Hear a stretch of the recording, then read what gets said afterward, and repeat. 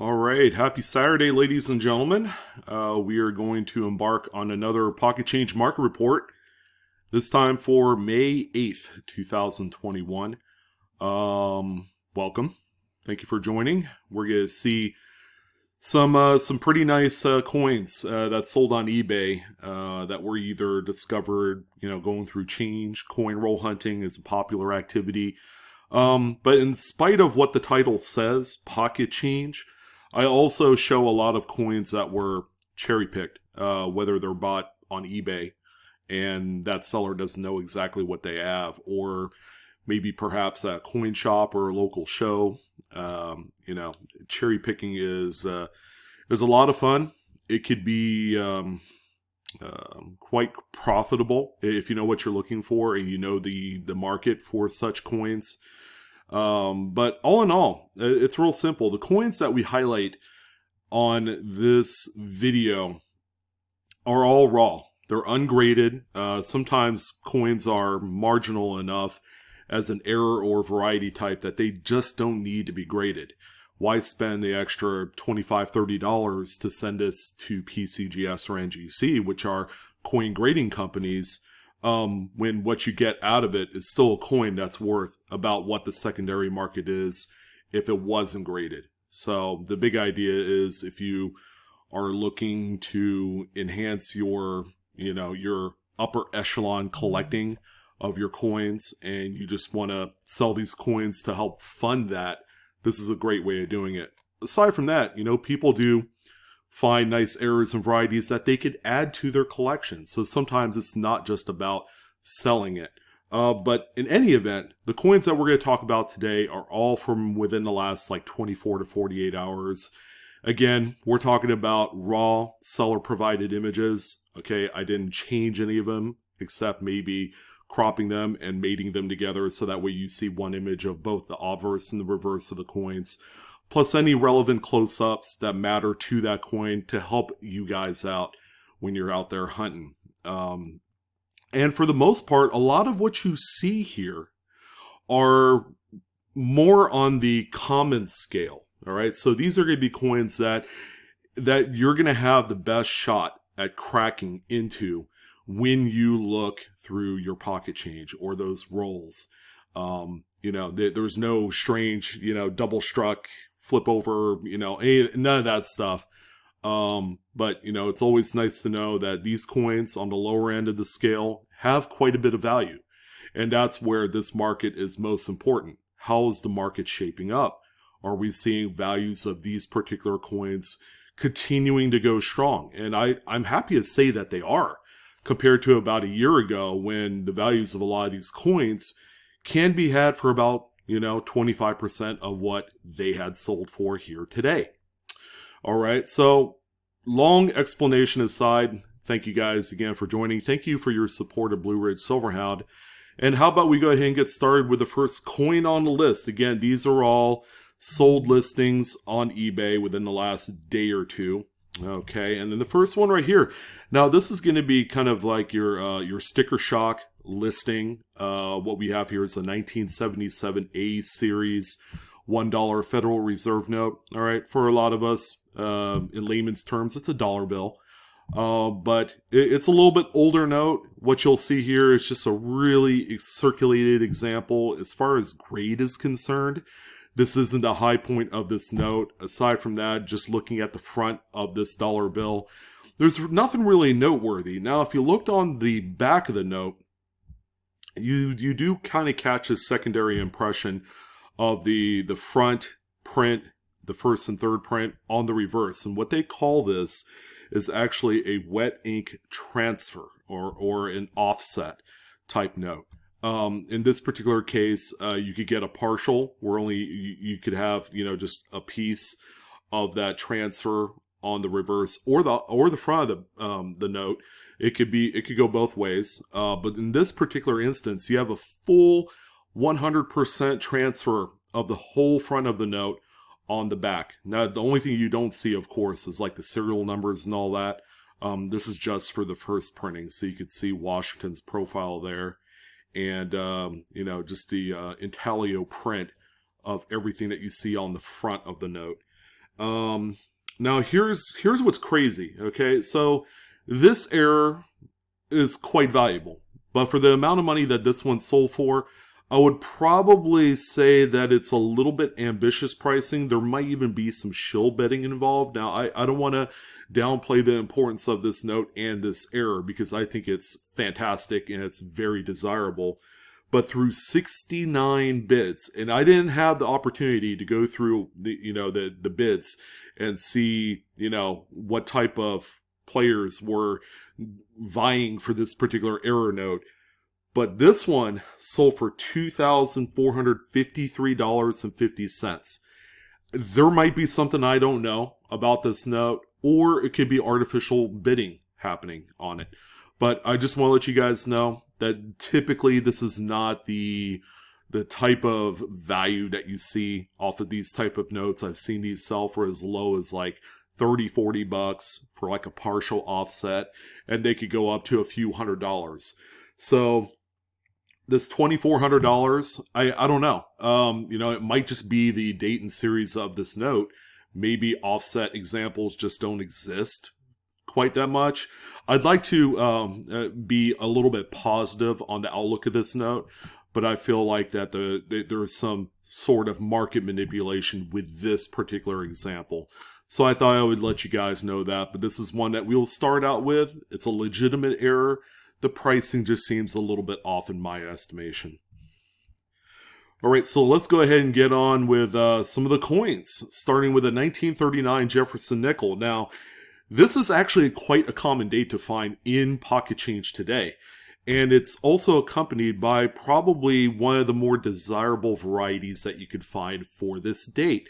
And because of that, you should always look on the reverse for the doubled die reverse, or what they call the doubled Monticello variety. Of course, when you look at this, it's very strong, just the doubling that you see on 5 cents and on the word Monticello. Again, this is a very hyped cherry picker's guide variety, and it is also featured as a marquee variety in the Red Book, which is the pricing guide that everybody should use as kind of like a basic educational tool. But that this is a very desirable coin in all conditions. Now, the condition of this coin, it's a lower end, probably VG. I'd like to give it a little benefit of the doubt that it is at least a VG. This one sold for $33. High-grade specimens are very desirable, and they could go into the thousands. All right, so we have something a lot more modern compared to the previous two collectible pieces. We have a 2001 Lincoln Memorial cent. This one is off-center by about 20%. What I like most about this one is that you have a full date present on this coin, and that's what's really driving the market for off-center struck coins. If it features a full date and preferably a mint mark, then this one will sell for its maximum amount of money. The coin is in really good shape. I would say it's a mid-mint state level of coin. Some would argue that this is not even searchable and change, although I found quite a few of them over the years, especially this size where it's off-center just enough so that way it's pretty close to an actual size of a Lincoln cent. Now, when they get to be like 50% off-center, typically you won't find those in change. Those are a little bit tougher. This one sold for $17. All right, pretty simple error right here. We have a 1961 Jefferson Nickel. It's in relatively nice shape. You still got plenty of luster. This one has a nice curved rim clip, followed up by a little bit of Blakesley effect. On the opposite end, that's a little bit of flattening on the rim. You can also see it on the reverse as well right here. Pretty neat, very elementary error. You find these all the time in change. This one sold for $8.75. Okay, we have a few of these. We have a little bit later date. This is a 2000 D Jefferson Nickel. This one features actually two very minor rim clips. You have this much bigger one right here. Okay, kudos to the seller for providing the arrows to show the focal areas of this coin. Pretty well circulated. I would say it's like a mid-AU example, AU 55, maybe a 58 on its best day. Here's a secondary clip right here, and it's very, very evident on the reverse too. which is normal. That's what you want to see. This example sold also for $8.75. And here's a much older Lincoln cent. This is a wheatback design that also features a single clip, all right? Much shallower, not as curved or straight. It's just, this is a coin that you find quite a bit if you're a wheat cent bag searcher like myself. I usually find maybe 3 or 4 of these in a bag, and they're always worth pulling out, all right? And for that reason, this coin sold for $6.50. Pretty good return for something minor on a very common date coin. All right, the Lincoln cents continue. We have a 1999, in spite of its, out of focus imagery. This one you could tell is a broad struck error Lincoln. Broad strike means that the coin, when it was struck, did not have a collar to hold the coin in during the striking process. So that metal flow has to go somewhere. It pancakes out, and all of the extra metal flow expands outward, and that's why you have a coin that is much larger than the standard tolerance or diameter of a regular Lincoln cent. This one sold for $13. Not too bad. Condition-wise, it's not bad. It's got some carbon spotting. You got this, what could be a fingerprint on the reverse, but someone did need this for their collection, so they paid this kind of money for it. All right, on to National Park quarters. And we have a little bit newer coin. This is a 2020 Philadelphia Salt River Bay ATB quarter. All right, so 2020 was kind of the year during the pandemic where we featured a lot of coins direct from the U.S. Mint that had a lot of quality lapses, okay, and because of that, we as collectors have benefited. A lot of strike-throughs, a lot of feeder finger scrapes and errors of that particular type. Here's another one here to add to your list, although this is not an error. This is actually a pretty nice variety. It's a doubled Die Obverse. You could just see just how much stretched the motto "In God We Trust" is. And you'll also see a particularly strong doubling on the word liberty on the obverse as well. So you're going to want to kind of check both of those areas out on the coin. But this is a relatively common variety, but people still do want them. Condition-wise, it's a nice shape. This one sold for $25, which is a solid amount of money for one of your newer quarters in circulation today. On to our $50 of the week. And again, this is a coin that if you're a $50 roll hunter of any type, if you're looking for silver, make sure you don't oversee stuff like this. This is a 1982 Philadelphia Struck candy $50. As you guys know, this is an infamous date to look for the missing initials reverse, which this one does.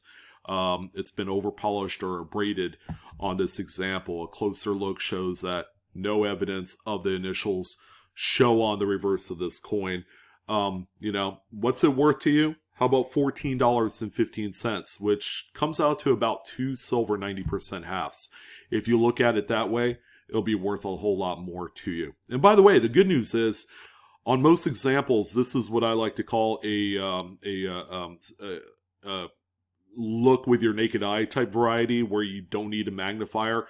Although, when it comes to varieties and errors, I always tell folks, if you don't have a magnifier, get one. Whether you go to a local coin shop, find a nice 10 times power magnifier for starters, that's an important tool. Or I also have them available down below in my description box.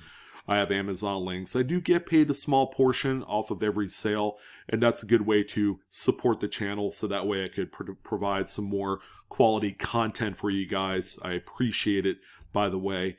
But yeah, this is also a very important tool to have while you're hunting and cherry picking. Don't go to a show without a magnifier. I've made that mistake before and have had to buy one because it is an important tool, and it's how it's going to help you cherry pick some varieties that have been left untouched by a lot of these dealers. And there's plenty. Believe me, there's a lot of varieties and errors that some of these dealers don't know that they have in their inventory. But getting back to this 82, no FG initials, $14.15, a solid sale worth $2.90% $50. Okay, so this is one of my favorite varieties. I've never personally found one of these. This has always been a coin that I've bought on the secondary market, and normally they come graded already. But this is a 2004 D. This is a Denver coin, Wisconsin with the low leaf variety.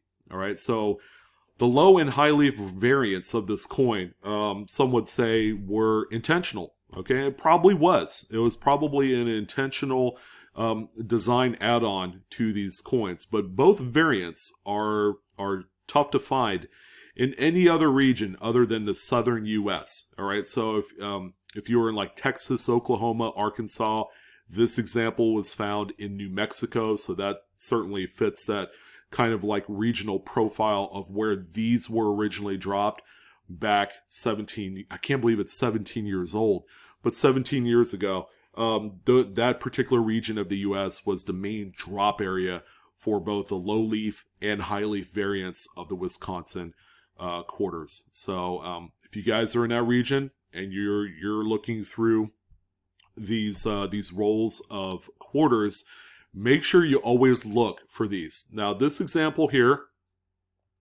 has seen plenty of love over the years. It's very well circulated. It's sold as a buy it now listing for $59. Not too bad considering its appearance and circulation wear. So just a really nice 1965 Lincoln Memorial. This one is off-center by about 10, maybe 12%. You can make the argument it's somewhere around there by plus or minus 2%. This one's sold for $35. So a little bit tougher date. Usually the no mint mark, Philadelphia only struck 65, 66, and 67s as an off-center coin are traditionally much tougher to find. So that kind of justifies the price of this one. Now, this is a really cool error, okay? So this is the 1962 Lincoln Memorial. As you can see, it's got a great big indent. And what happened here was we had an already struck Lincoln cent that overlapped this coin and was subsequently struck. So they call this a brockage, all right? So where you get the mirrored look of the previous coin on there. And this coin, a best offer was accepted somewhere south of $44.94. That was the original ask for this coin. But as you could tell, a lot of people would see this and say, man, that thing got ran over, it's beat up, it's damaged. But take a look at it. It's a very well circulated example. If you know your coin errors, you'll know exactly what this one is. And in spite of its condition, yeah, it sold for a great deal of money. Probably could have sold for a lot more, not sure, but a buy it now offer was accepted for this coin. Now here's a very kind of honest, under the radar coin. Again, this is where that magnifier comes in handy. It's a 1960 large date Denver Lincoln cent. This one, if you could see, has a little bit of a cracked skull. So we have a little bit of an interior die break crack that goes into the actual hairline of good old Lincoln here. But this one right here, just based off of using the cracked skull keyword search, you'll find this one. All right, and the seller is playing on that verbiage to sell the coin, and this person has sold a few of these. He or she has probably found a few rolls in which a number of these came out in quantity. Because of that, it sold for $11.50. And, that's pretty solid for a coin with a relatively minor error on there. All right, so we've talked about a few off-center struck coins, but this is the first quarter of the bunch. We have a 1989 Philadelphia Washington quarter. This one is off-center by about 25%, and the coin is in pretty decent shape. I would say it's probably like a mint state 61 on its better of days. This one sold for $49. Again, it's a little bit tougher date for an off-center. There are avid collectors of off-center struck errors that are looking, to collect these by date. And there are just specific dates that are more key than others. I would imagine this is probably one of them. So this is a stumper of a $5 bill. All right, so this is a 1988A, old, small, portrait designed $5 bill. What's up with the serial numbers? Okay, so, and yeah, it looks like the note was cut a little bit wonky. There's a lot going on here, but the main part of this note that kind of, you know, affected the cutting and all that stuff was actually the inverted third print. That's going to be your district seals and your serial numbers. So the sheet was fed backwards, or, you know, yeah, you know what I mean. It was fed upside down. Not upside down. Yeah, it was just backwards. And yeah, the serial number third print part of it got printed upside down. So the serial number and all that, relative to the actual, you know, centering and size of the note, is perfect. It's just that first print and the second print, which is the back of the note, what appears to be off center. So when it was cut off center relative to the third print, and not necessarily to the actual first, second print of the note. So that you even see a great chunk of the next note on that subject sheet on there too. So this is a very visually stunning error note.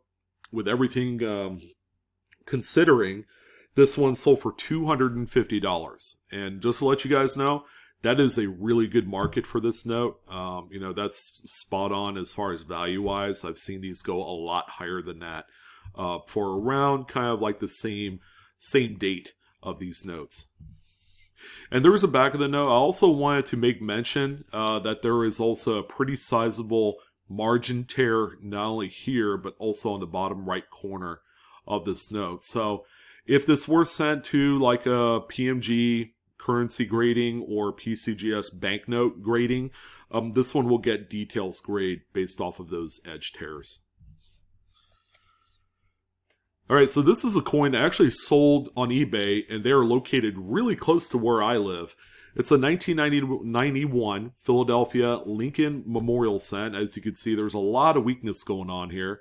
And this is a really, really simple struck through grease error. All right, so the U.S. Mint employees, they maintain the dies and the machinery by greasing them up, all right, because that's what you need, lubrication, for these things to work properly. So when there's a copious amount of grease on the dies and they strike the coins, okay, a lot of the details will get lost in there. All right, so, you know, like L in Liberty, the motto "In God We Trust" is all gone. This one here sold for $19.84.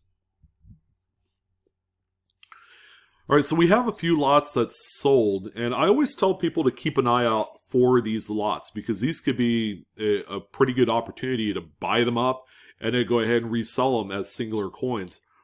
This one right here, I think the profit potential is lost because this was actually a buy it now listing. But we have a lot of 3 off-center struck coins, and I think they all have relatively readable dates. I think this is a 96, we have a 94 right here, and an 89 Lincoln Cent. You know, pretty nice lot. There's the reverse of the coins. This one right here is sold for $82, which I think just kind of maximizes all the potential in the world for this. So make sure you don't overpay. That's kind of been my catchphrase on my channel is don't overpay if you don't have to, unless it's like a true rarity. Because obviously the true rare coins, as you want for like a statement piece for your collection or a centerpiece, you know, like on your table, those are worth paying a little bit extra for. But things like this, you know, I would certainly be aware, don't overdo it, and you know, you can make money that way. 1984, this is a Philadelphia Jefferson Nickel. It's off-center by about 55%, give or take. Pretty nice example right here, and this one sold for $29.95. I think it's the red background, kind of like that Merlot look, kind of really contrasts really well with the actual coin. Now, this is a Lincoln Memorial Cent that's struck off center. It's a bronze coin, all right, so we'd figure it's pre-1982. It's got no date, but it's a very attractive looking example. I would say it's probably more brown than red brown in this case, but pretty nice. Sold for $36.95. The presentation of this particular seller's images is just marquee. I would say don't use Don't use background colors that are very close to the actual color of your subject coin or currency, because it could trick your eyes. But I think this actually works really well here. The color of the red of the background, and this is more of a, PSA for your photo tips and all that stuff, really works well in kind of complementing the actual beauty of the coin. All right, so this is one instance where I will give this one a huge thumbs up. Great job to the seller. Congratulations on the sale. That's pretty nice. And here's lot number 2 for this week. We have a group of 8 Jefferson Nickels that all exhibit some sort of clip, and they're all legit. I've looked at every single one of them. This particular one right here, 64, looks like it has a one clip and then a small, very shallow clip. So call it a double. This one has a straight clip. All right, and you do have Blakesley effect on every single one of them. But this is a pretty neat small collection. You do find quite a few of these out there. It is one of the more easier to find errors, and that's why we have a lot of 8 of them that sold here in the last day or two. And it sold for $34.52. I can't really speak as to whether or not there's a good opportunity to make a little bit more money. You could probably squeeze $8 to $10 per coin, especially some of the nicer examples like this one, this one, this one, and this one. So, you could probably double up your money if you did buy this as a lot. A very well circulated Lincoln wheat cent will trick everybody's eyes into thinking that this is actually a damaged coin. As you can tell, man, this reverse is really, really well circulated. But it's got a tremendous looking, detached lamination is what I think this is right here. It just looks like a big old piece of skin that's been ripped off, someone's finger or whatever. Oh God, that's a bad analogy. But anyways, it is visually very strong. And because of that, it sold for $7.90, which I think is exceptional considering its condition state. So, yeah, if you see stuff like this, pull them out and feel free to sell them or keep them in your collection. They could get pretty wild when you want them to. All right, so here's another coin that contrasts very well against that red background, which looks like it could be some sort of album. The red looks very familiar to me, or it looks like the same red color that you see on like the double row boxes that coin dealers use. But what I like most about this coin, other than the fact that it's off-center by about, 55%, like the other, but it's also a silver dime. It's also got a full date, 1964, and also just enough to show the mint mark. So it's a 64D. It's got plenty of meat on the bones to show the date and the mint mark, which are important to error collectors of this type. This one sold for $121, and the condition is simply lights out. This is a beautiful looking error coin. And this one's also quite nice, too. 1974D. Now, there's a really good reason to look at your mid-70s Lincoln cents, because there's been no reasons at all to really focus on them. But how about this huge die break cud? They call this the godless or the atheist cud, because it really does cover the word God in the motto.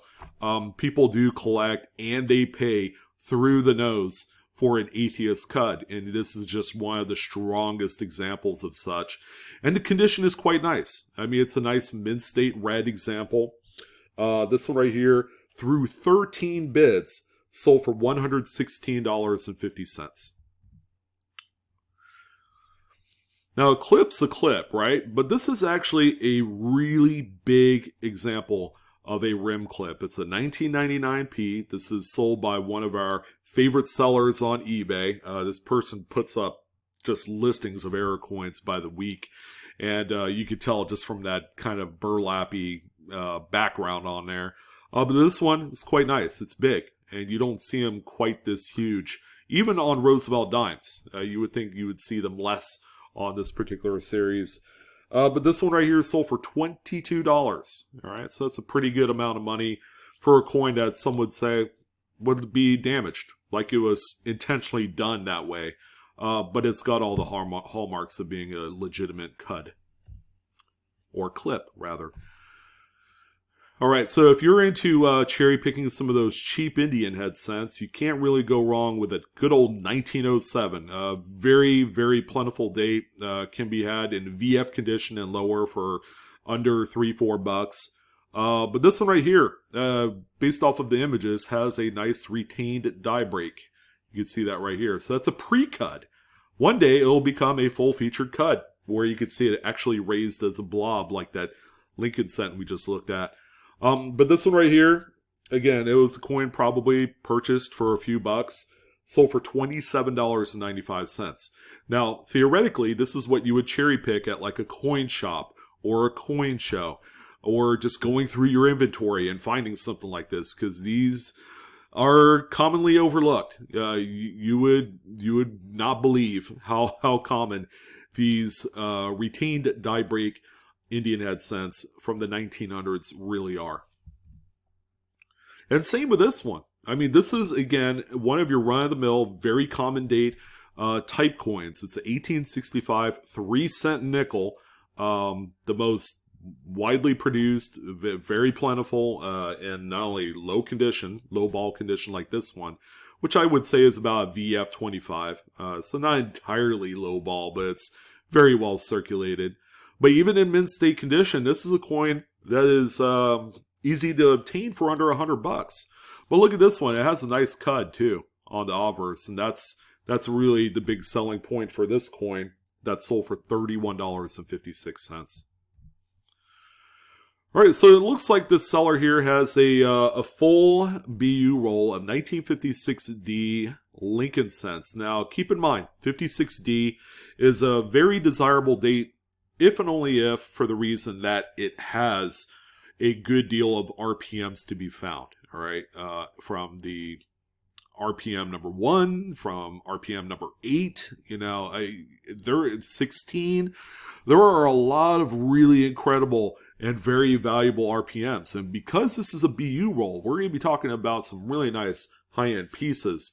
Now, what if I told you that this roll right here sold for $174.50? You guys probably think that's nuts, because normally this would be a roll that could be had for around $50 to $60, which seems like a lot of money, but given the fact and the potential of all the finds in this particular date, it'd be worth it, actually.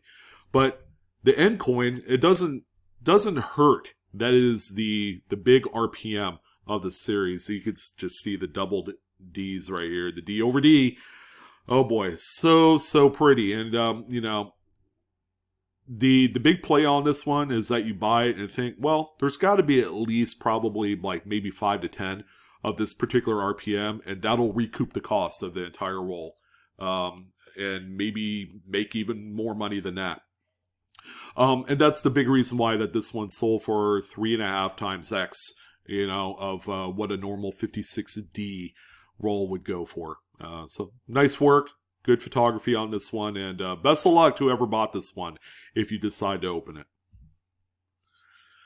All right, another coin that people would think would be damaged. All right, but this is a really nice higher grade specimen of a 1907. Again, a very common Indian head scent date.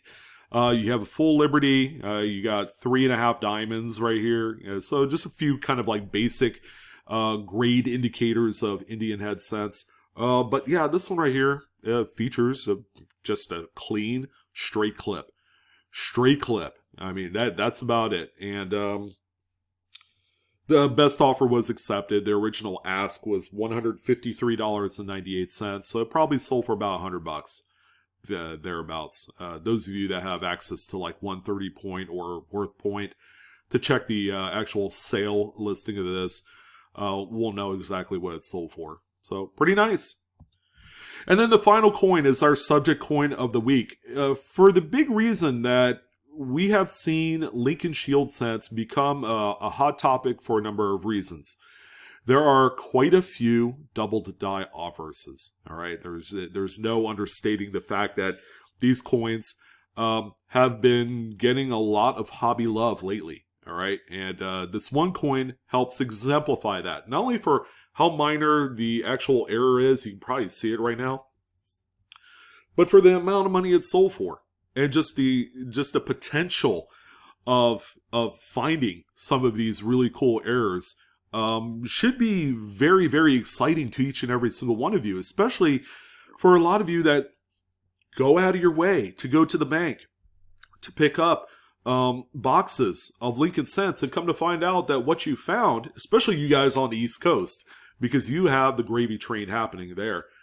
But going through the coins, you're like, man, I just got nothing but brand new 2020 P Lincoln's Shields. I don't know what to do with them. Well, here's an idea. Go through them. Especially 2020, just the year of mint mistakes. There is a lot to be found, and these coins are selling for a huge grip of cash. Double the Die Obverses, die cracks, cracked skulls, over polishing. Let's see what else. Die chips are plenty on these. Die clashes are huge. People want the die clashes from the Shield Scent series because they are just so strong. Among a few other things. The doubled ears of 2018 and 19 Denvers are also another one. But you could see this big die crack that goes through the E in states and into the Shield is quite strong. And again, just based off of the circulation wear on this coin was overlooked until a studious collector found it.